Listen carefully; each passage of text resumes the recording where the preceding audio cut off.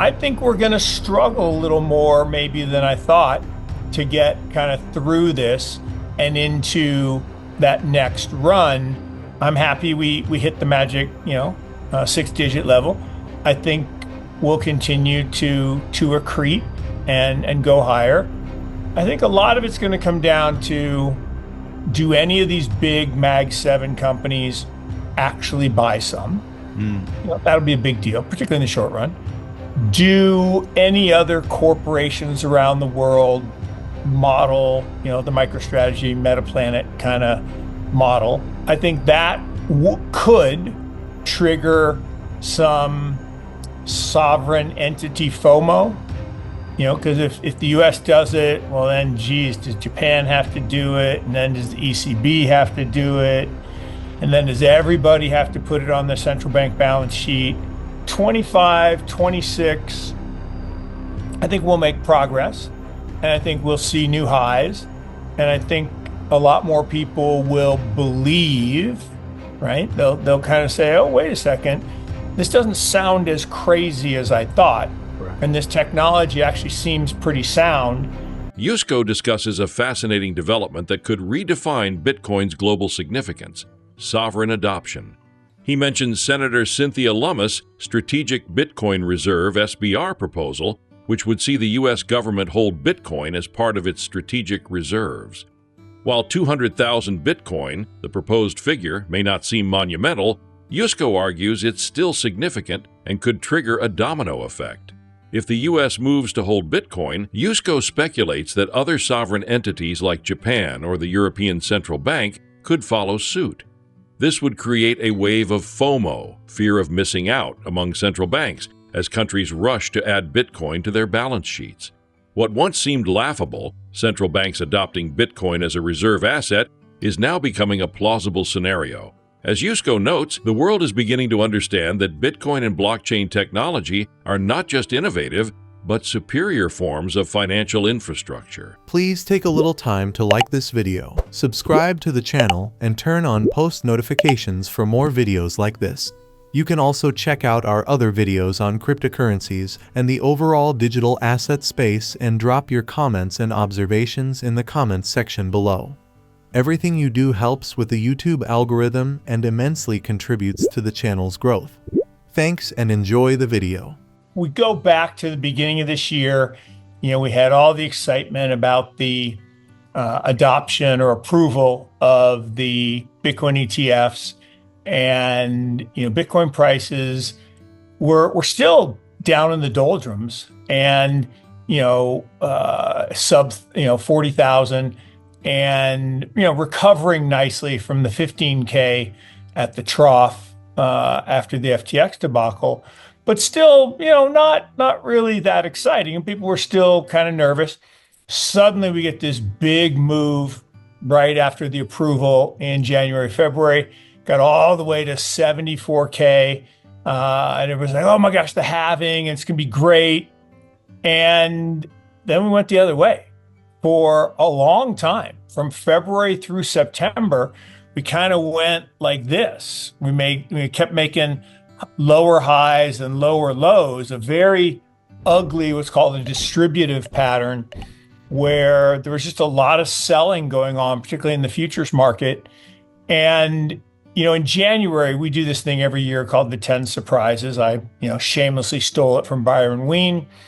And we make 10 predictions about the future of different markets. And one of them is always around the crypto market. And we said that, highly likely we would see 6-figure Bitcoin this year, and that fair value would trend upwards from where it was at 50K pre-halving to somewhere between 80 and 100K post-halving, depending on how many inscriptions and transaction fees we got.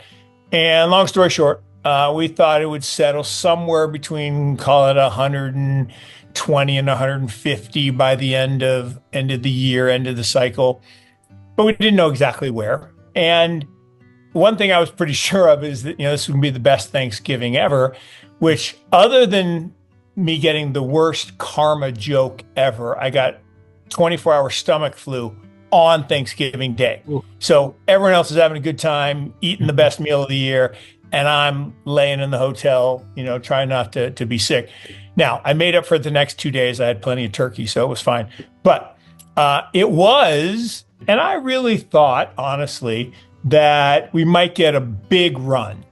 We might hit that 100K and we would run right to 120. It didn't happen. We got right to 99.8, I think, right before Thanksgiving. And then, the sellers just came in and punched it back down. And it took another week until we hit the 100K level. And then immediately the sellers were back. And look, there is a mighty sell wall at 100,000. Yeah. And it looked for a minute, when we went from 100 to 103, almost instantaneously, I thought, oh boy, there's a lot of shorts getting buried here. And they did. I think it was like $600 million worth of shorts had to cover. And but long story short, there's plenty of sellers out there. And I think what people still miss, and you and I talked about this last time, is yes, the ETFs got approved. And yes, there are people buying the ETFs and people that want to own Bitcoin through the ETF. But there are also a whole bunch of people, a whole bunch of sophisticated people who look at it and say, I can sell the future, okay, and buy the ETF, and I can capture the roll yield. So the futures price rolls down each month to the spot price, and that roll yield is capturable if you're short the future. And you don't have to be long anything against that short. You have to have a little collateral down.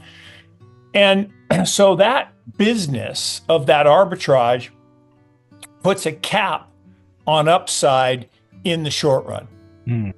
And so I think we're going to struggle a little more maybe than I thought to get kind of through this and into that next run where, and what I mean by that next run, meaning the accumulators are going to accumulate, right? We saw this morning again, MicroStrategy is out buying, $2.1 billion worth and $1.5 billion last Monday. And he's always out there, issuing equity and debt, buying more Bitcoin. And there are other companies like my little company that I'm a part of, MetaPlanet, that's doing the same thing in Japan. There's probably some people doing it in other parts of the world. Now you've got companies like Mara and Riot saying, oh, well, we want to do it. And, tomorrow, I guess, Microsoft's going to vote on whether they should. Now, they're not going to issue bonds to do it, but they just have a lot of cash on the balance sheet. I guess Amazon shareholder, I'm like, is that just Michael Saylor, writing a letter? But somebody wrote a letter to Amazon saying, you should buy some. So look, as that demand continues to build up, that ability of people to arb the roll yield is going to continue to diminish. Because, back in February, that roll yield was really big and it compresses. It's still positive, but with the cost of financing, it's not as great a trade as it once was. So that's a long-winded way of saying I'm happy we hit the magic, 6-digit level. I think we'll continue to accrete and go higher.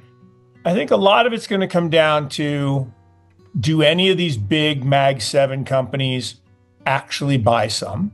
That'll be a big deal, particularly in the short run. Do any other corporations around the world model, the MicroStrategy, MetaPlanet kind of model and become Bitcoin banks, essentially? And then does the strategic Bitcoin reserve bill get passed in the first 100 days? Senator Lummis's bill that, look, with David Marcus as the Bitcoin and AI czar, pro-crypto guy, with Scott Bessent, who's relatively pro-crypto, a Treasury Secretary, with the guy from the Commerce Secretary, Lutnick, with Commerce Secretary, he's relatively pro-Bitcoin. So we got a lot of support for the SBR. And 200,000 Bitcoin isn't all the Bitcoin in the world, but it's a meaningful number. Yeah. And it's 10 weeks of MicroStrategy. So it's not like all the money in the world, but it's meaningful. And I think that could trigger some sovereign entity FOMO, because if the US does it, well, then, geez, does Japan have to do it? And then does the ECB have to do it? And then does everybody have to put it on the central bank balance sheet? Which, if you would have said that 5 years ago, Tony, people would have looked at you like you had two heads. Yeah. So you're an idiot. There's no way that'll ever happen. Yusko passionately emphasizes Bitcoin's role as digital gold, arguing that it is a superior form of money compared to its physical counterpart. Gold has been humanity's ultimate store of value for over 5,000 years due to its scarcity and intrinsic properties. However, Bitcoin matches gold's scarcity while surpassing it in key areas: portability, divisibility, and durability. Each Bitcoin can be divided into 100 million Satoshis, making it far more practical for modern transactions and global trade. With its decentralized and immutable nature, Bitcoin represents an evolution of money in the digital age. Yusko believes the narrative is finally catching up to the technology, and skepticism is slowly giving way to broader acceptance. Now I think people are realizing that, okay, blockchains are a better database, right? They are a decentralized database. Okay, why is that good? Well, they're more fault tolerant, fault resistant, they're permanent, they're immutable. And so that technology is really good. Well, what's it really good for? Well, one application, Bitcoin, the Bitcoin blockchain is a better form of gold, which is money. Gold is money, right? Everything else is just credit, as JP Morgan famously quipped. And money's an asset that exists in the absence of a liability. And gold has been that for 5,000 years. But Bitcoin is as scarce as gold. So it has the primary element you need to be a store of value. But it's better than gold in that it's more portable and more divisible. So you can divide each Bitcoin into 100 million Satoshis. And so I look at that and say, all right, now that the narrative has caught up to the technology and people can't, you can't ignore it. 2022 to 2027, kind of that's the then they fight you phase. Oh, it won't take that long. We'll win. Well, the thing is, if you're here, right, if you're watching your show, if you own Bitcoin, if you believe, we've already won. That's the cool part. But they're not going to give up the fight. And even if we win a couple skirmishes here and even win a few battles, the war's not over. And JP Morgan is going to fight, and Deutsche Bank is going to fight, and the Bank of International Settlements is going to fight. And they're going to try saying, well, buy our CBDC instead. Don't use that Bitcoin. That's for terrorists and criminals. No, CBDCs are for terrorists and criminals, governments.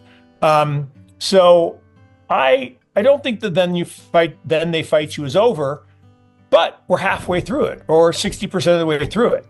And 25, 26, I think we'll make progress, and I think we'll see new highs. And I think a lot more people will believe, right? They'll kind of say, oh, wait a second, this doesn't sound as crazy as I thought. Right. And this technology actually seems pretty sound. Yusko warns that the fight is far from over.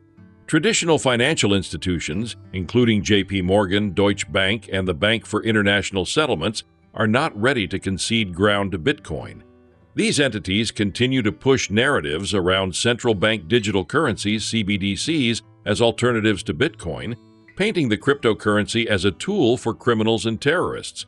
Yusko acknowledges we are still in the "then they fight you" phase, referencing Gandhi's famous quote about resistance to transformative movements. However, he believes we are now 60% of the way through this phase. By 2025 and 2026, he predicts significant progress, with Bitcoin reaching new all-time highs and broader acceptance among institutions and individuals alike. Please like and subscribe my channel.